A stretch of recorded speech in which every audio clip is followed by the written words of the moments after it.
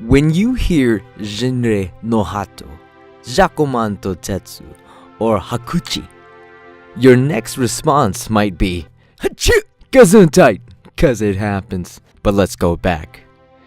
However, although that's a great gesture, these titles are all films that Akira Kurosawa worked on.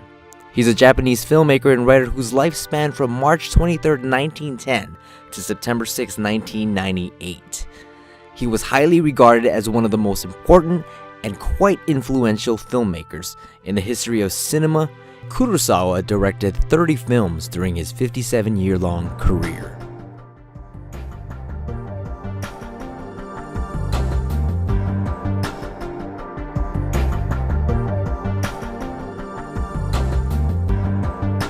He had a certain presence, like an emperor. He walked into the room and people looked. They stopped and they looked. One of the greatest artists of the 20th century. Seminal in so many ways. Not just for Japan, but for the whole world of cinema.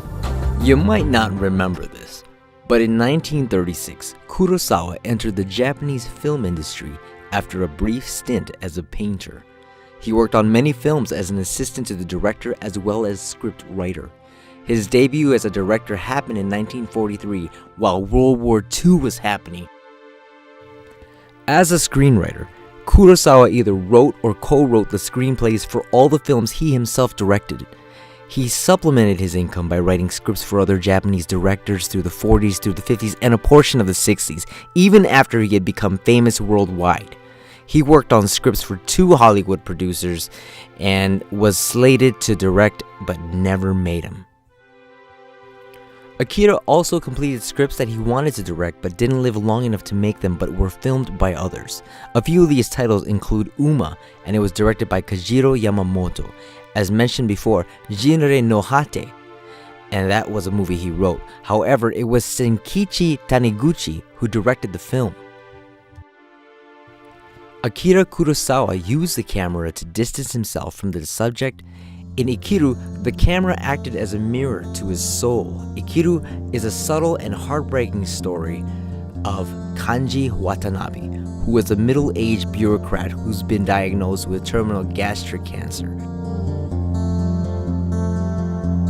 Kurosawa used narrative style to tell the story of the sick man. This film is an anachronistic assembly of anecdotes, vignettes, and personal accounts, which not only show the timelessness of the story, but also show Kanji's rebirth.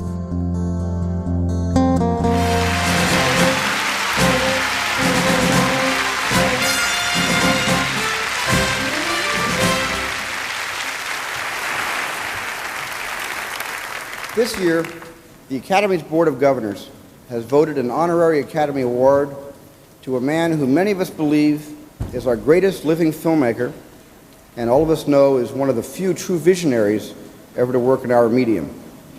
Akira Kurosawa has made 27 films in his 47 years as a director, among them such indisputable classics as Rashomon, Akiru, Throne of Blood, Seven Samurai, and Ran. Someone once asked Mr. Kurosawa if his movies have a common theme. His answer was that they ask a common question. Why can't people be happier together? He has put that question in contemporary terms and in films of epic historical sweep, but always answered it in a way that intensifies and finally transforms our shared human reality into a thing of awesome and often tragic beauty. One could argue that he is the most celebrated Japanese filmmaker of all time. His career went from World War II up until the early 90s and stands as a monument of artistic entertainment and personal achievement. His best-known films remain his samurai epics, Seven Samurai and Yojimbo. Following a personal breakdown in the late 60s, Kurosawa got back up by expanding his dark brand of humanism into stylistic territory. Thank you, ladies and gentlemen. That was my presentation. Back to you, David.